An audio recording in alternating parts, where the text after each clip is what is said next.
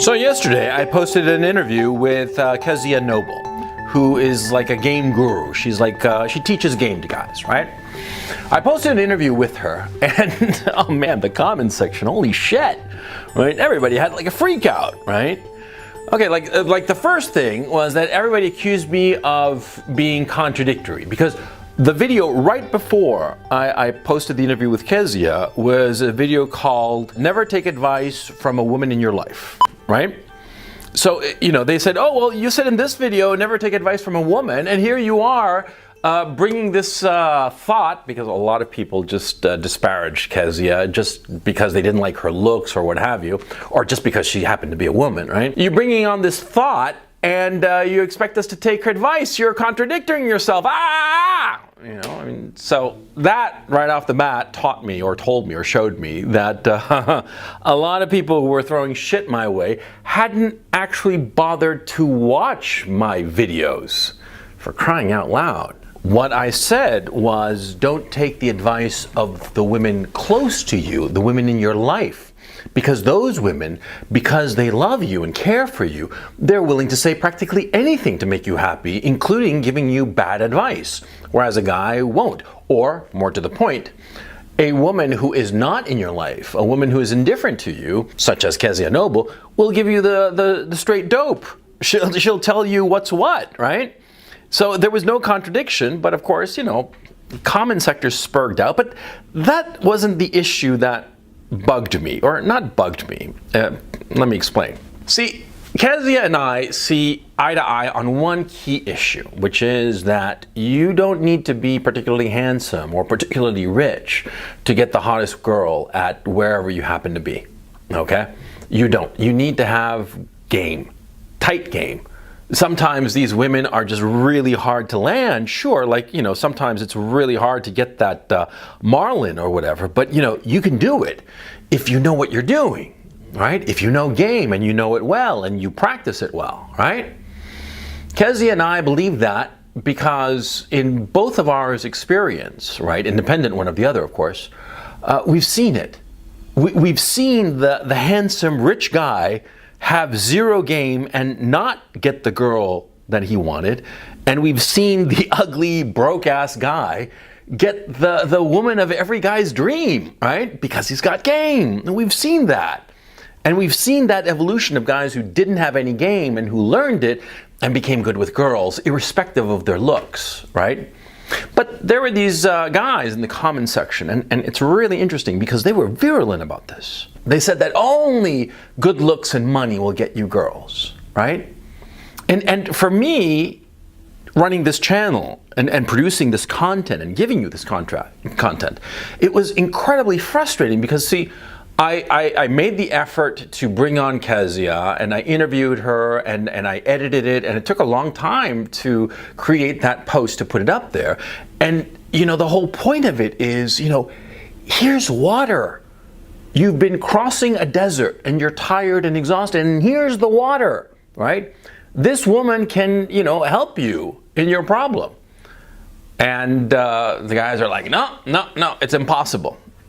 It's impossible. Game doesn't work. You know, I mean, all evidence to the contrary. Game doesn't work. You need money, you need looks, and if you don't have money and looks, then you're never going to have a woman and you're going to die a virgin. End of story. That's what a lot of the comments were like. It's incredibly frustrating, okay? When you are, you know, the old saying, you know, you can bring a horse to water, but you can't make him drink, right?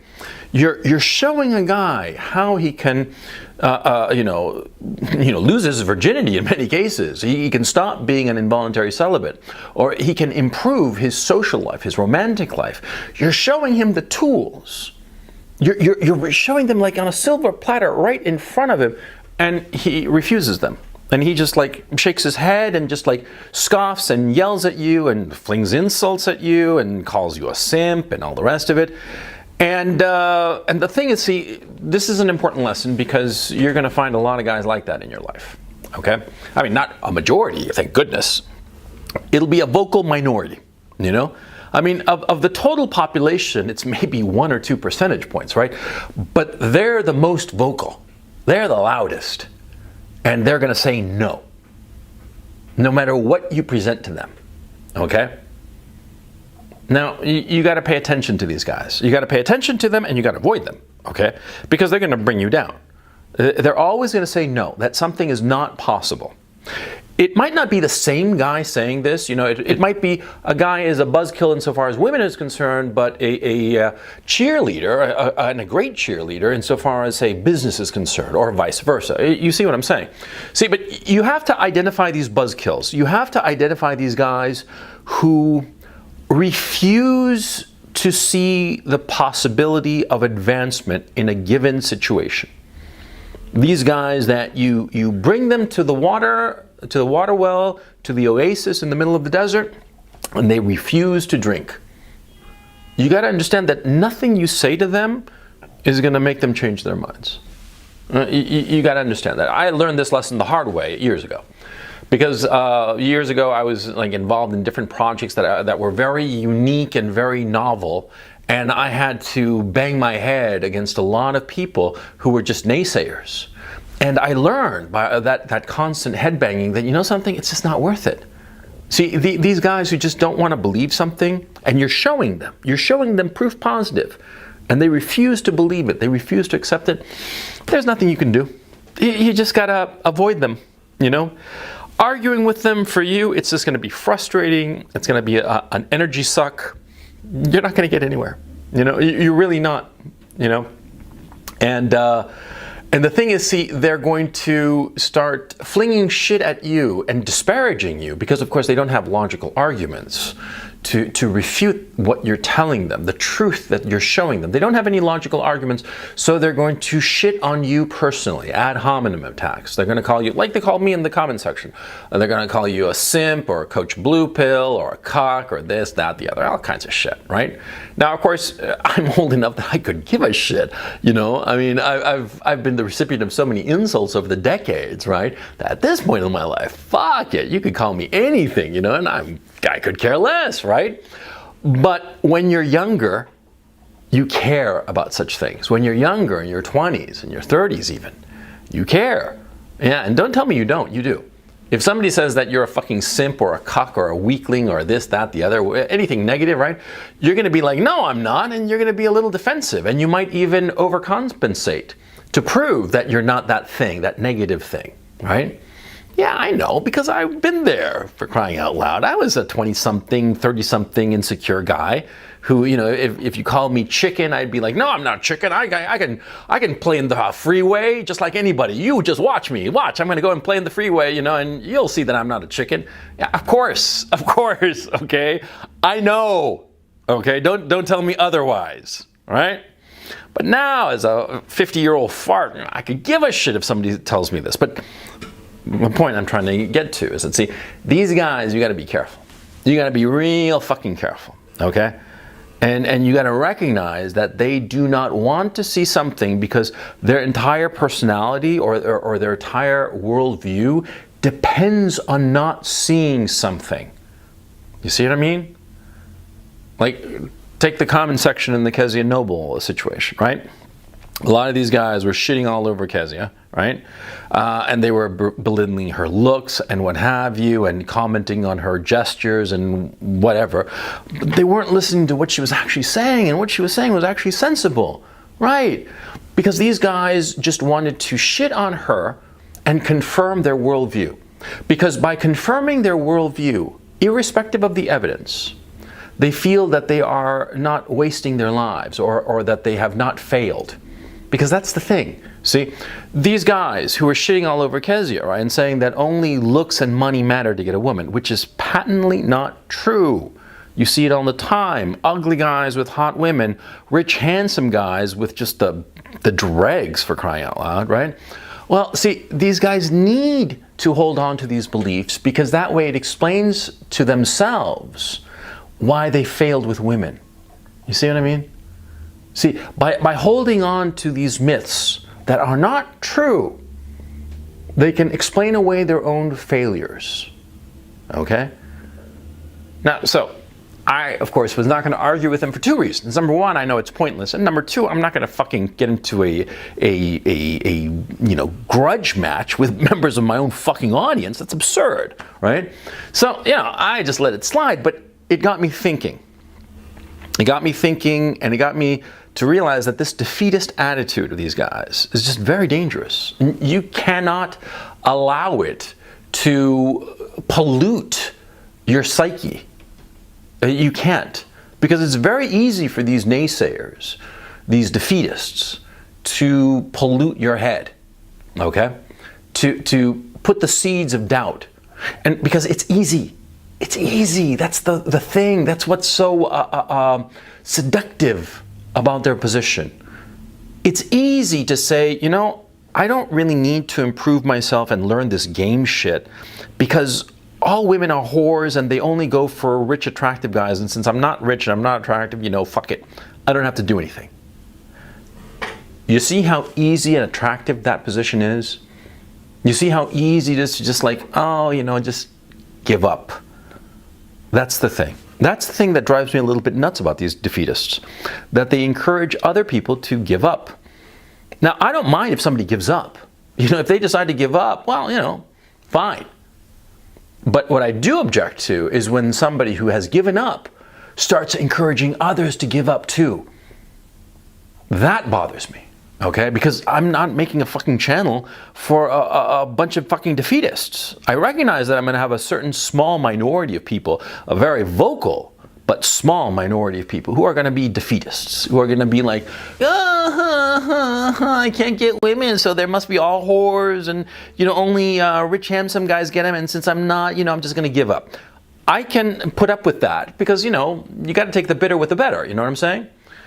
But I cannot stand them inculcating and fomenting that attitude with the rest of my audience. So don't allow it to happen to you. Now, if it has happened to you, if you do have this defeatist mentality, first of all, the road to improvement is to recognize your problem. Think of the following situation. Suppose I say something, anyway, it doesn't matter, and you instantly and automatically and from an emotional place hit me with the negative. I say, for example, that looks and money do not matter. What matters is game in order to get the hottest women. And you instantly jump up and emotionally react to what I'm saying, right? This is key because your emotional reaction is the signal that you are coming out of an irrational place with your argument. And you have to re-examine and reevaluate your argument because it's not rational. If you are leaping up in anger to argue with somebody, now, they said something like I just did. I said, game is what you need to get a hot woman. You don't need good looks and money. And you, to this very rational and calm articulation of a position, you emotionally leap up and start either insulting me or just arguing that I'm totally wrong and that I'm an idiot and a fool and what have you. And you have to stop and ask yourself, why am I arguing from emotion? Why am I trying to fool myself? See, because that's the key issue. See, when you are arguing out of emotion, when you are like knee-jerk going after somebody and just popping up angrily and emotionally arguing against them, more often than not, it's your emotions are trying to hide a truth from yourself. And more often than not, the truth that your emotions, that your subconscious is trying to hide from your conscious mind is the very truth that has been articulated in front of you. You see what I'm saying? The greater the emotional reaction to something that is being said to you, the more likely that it is that very thing that your subconscious is trying to protect you from, to make you blind to. You see what I'm saying? Because that truth that's being articulated, that's the thing. You wouldn't have an emotional reaction if it weren't important. If I say to you something trivially important, like, I don't know, in the traffic lights, the red light means stop. You don't have an emotional reaction to that, right? And suppose, just for the sake of argument, I say to you, when you see a red light and traffic light, it means go. what are you going to do? You're going to argue with me, but it's not going to be from a place of emotion, right? You're going to say, Coach, what the hell are you talking about? When you see a red light, that means stop. And suppose, just for the sake of argument of this conversation, I keep on arguing, no, it's red. You know, when you see red, it means go. You're going to be like, Coach, I'm sorry, but you're just wrong, and you're not going to get hot under the collar, right? Because it's something that is not important to you, right? You see what I'm saying? You see what I'm trying to get at? But when you have an emotional reaction to something that is being rationally said, rationally and calmly said, then you know that you're fooling yourself somehow. And you got to guard against it. And you got to look at yourself real fucking hard. It could be that you yourself are that horse that is being led to water but refuses to drink. The hardest thing you can ever do is self-examine yourself, okay? Because each of us is a master at fooling ourselves, because who knows us better? See what I'm saying?